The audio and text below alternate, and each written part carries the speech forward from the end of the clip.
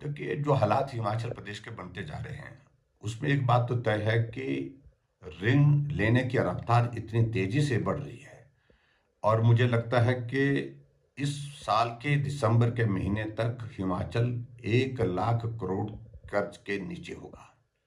अभी तक 90,000 करोड़ रुपए हिमाचल प्रदेश सरकार के ऊपर ऋण हो चुका है और जिसमें जो मुख्यमंत्री जी सुखविंदर सिंह सुक्खू जी बार बार कहते हैं कि भारतीय जनता पार्टी की सरकार के ऋण का जिक्र करते रहते हैं। कंपैरिजन में आप देखें, आंकड़े हैं, भारतीय जनता पार्टी ने 5 साल के कार्यकाल में 19,600 करोड़ रुपए का ऋण लिया और कांग्रेस ने अभी 20 महीने के कार्यकाल में हिमाचल प्रदेश पर 24,176 करोड़ रुपए का ऋण ले लिया है। यानी कि जितना हमने 5 साल में लिया उससे ज्यादा, उससे बहुत ज्यादा ऋण उन्होंने 20 महीने में ले लिया और आने वाले समय में हिमाचल प्रदेश की स्थिति बहुत खराब होने वाली है। इस बात को लेकर के हमको मान करके चलना पड़ेगा और हैरानी तो इस बात को लेकर के है कि जो कर्मचारियों की जो भविष्य निधि होती है, जो जीपीएफ होता है, जिसको कर्मचारी अपने कठिन वक्त के लिए सुरक्षित रख करके काटता रहता है और उसमें से ही उन्होंने 2810 यानी कि 2,810 करोड़ रुपए जो है उनने उसके अगेंस्ट लोन ले लिया। और कर्मचारियों के लिए एक बहुत बड़ा संदेश है। कर्मचारियों के लिए बार बार जो कहते थे कि मैं कर्मचारी हितैषी हूं, कर्मचारी हितैषी हूं, वो तो पोल खुल गई। 20 महीने के छोटे से कार्यकाल में हिमाचल प्रदेश में कर्मचारी सड़कों पर आ गए और दूसरी बात, ना उनको डीए मिला, ना उनको मेडिकल रिम्बर्समेंट का पैसा मिल पा रहा है, ना उनकी सैलरी समय पर मिल पा रही है। आउटसोर्स कर्मचारियों की तो 6-6 महीने से नहीं मिल रही है। एचआरटीसी की जो सैलरी जो है वो समय पर कभी मिल ही नहीं रही है। इन सारी बातों को ध्यान में रखते हुए हम इस बात को अगर हम देखें तो हिमाचल एक बहुत बड़े भयंकर आर्थिक संकट की ओर बढ़ता दिख रहा है, तेजी से भी बढ़ता जा रहा है। लेकिन हैरानी इस बात को लेकर के हमें हो रही है कि मुख्यमंत्री जी घोषणाएं ऐसी करते हैं जो हास्यास्पद स्थिति उनकी बना रही है। अभी हाल ही में उन्होंने हाउस में विधानसभा के सत्र में घोषणा की कि हिमाचल प्रदेश में कैबिनेट मंत्री और सीपीएस जो है 2 महीने के लिए सैलरी नहीं लेंगे। हमने सोचा कि 2 महीने की सैलरी काट दी इन्होंने, लेकिन जब मालूम पड़ा कि सैलरी काटी नहीं, 2 महीने बाद लेंगे, यानी कि 2 महीने के बाद वो 2 महीने की सैलरी नहीं लेंगे, वो 3 महीने की इकट्ठा लेंगे। क्या मतलब है इसका? और नाखून काट करके शहीद होने की बात कह रहे हैं वो।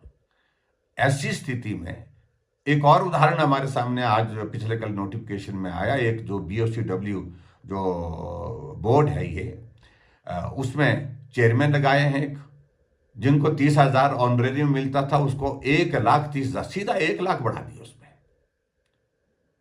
और ये सारी चीजों को लेकर के मुख्यमंत्री जी अपनी स्थिति को हास्यास्पद बनाए जा रहे हैं, मजाक का विषय बनते जा रहे हैं। एक तरफ आप बहुत सारी बातें कह रहे हैं कि हम आर्थिक तंगी के दौर में से गुजर रहे हैं, कुछ सख्त फैसले लेने पड़ेंगे, तो आप हटाइए ना, सीपीएस को क्यों नहीं हटाते हैं? जो गैर संवैधानिक तरीके से बनाए गए हैं, जिनको हाई कोर्ट में आपने बचाने के लिए आपने वकीलों को 6 करोड़ रुपए तो आपने वकीलों को दे दिया। उसके लिए सीपीएस नहीं बनाते तो क्या सरकार नहीं चलती? सरकार चल सकती थी, लेकिन उसके बावजूद उस पर तो आपने कभी नहीं सोचा कि भी इनके कारण आर्थिक बोझ होगा। करोड़ों रुपए उस पर जा रहा है, लेकिन 6 करोड़ के लगभग आपने वकीलों को दे दिया उनकी कुर्सी को बचाने के लिए। और एक तरफ से आप कह रहे हैं कि हम जो है वो सैलरी डेफर कर रहे हैं 2 महीने के लिए। और इस तरह से मैं आपको कह रहा हूं होने वाले समय में क्या होना है। अभी इन शुरुआत की कैबिनेट मंत्री और सीपीएस की सैलरी 2 महीने के लिए डेफर की और 2 महीने के बाद तीसरे महीने सैलरी 2 महीने की भी मिलेगी और तीसरे महीने की भी मिलेगी। और आने वाले समय में ये स्थिति आगे बढ़ने जा रही है। आगे कर्मचारियों को भी यही कहा जाएगा कि भाई पैसे नहीं है, 2 महीने के लिए, 3 महीने के लिए हम आपकी सैलरी नहीं दे पाएंगे, डेफर कर देंगे। 3 महीने के बाद फिर और कहेंगे कि अब 6 महीने के लिए नहीं दे पाएंगे। और धीरे धीरे ये स्थिति आ जाएगी कि सुक्खू जी हाथ जोड़ करके कहेंगे कि हमारी स्थिति अब सैलरी देने की है ही नहीं। ये हालात हिमाचल प्रदेश के बन रहे हैं और इस दिशा में हिमाचल आगे बढ़ता जा रहा है। हम सब लोगों को इस सारे विषय को लेकर के चिंता है। और खास तौर से मैं देख रहा हूं जो राहुल गांधी का एक मॉडल, जो फ्री बीज का, जो पर्टिकुलरली एक हर बात को लेकर के वो हर जगह जहां भी चुनाव होता है तो वहां जाकर के कहते हैं कि गारंटी खटाखट खटाखट खटाखट। अब मालूम पड़ेगा हिमाचल प्रदेश में तो खटाखट हो गई, और ये खटाखट जो है कर्नाटक में भी होगी जहां उनकी सरकार है, 3 राज्यों में सरकार है, तेलंगाना में भी हो रही है।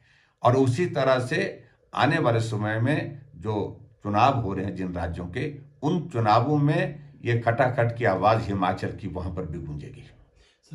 तो निश्चित रूप से जो कर्मचारियों ने अपना सारा फैमिली का एक्सपेंडिचर का प्लान किया होता है, और उसमें बच्चों की फीस है, मेडिकल के उनके इश्यूज हैं, और उनके और जगह कहीं से लोन ले रखा है, उस लोन की किस्तों को उनको अदा करना होता है, तो उनके लिए बहुत बड़ा संकट हो गया इन सारी चीज़ों के कारण।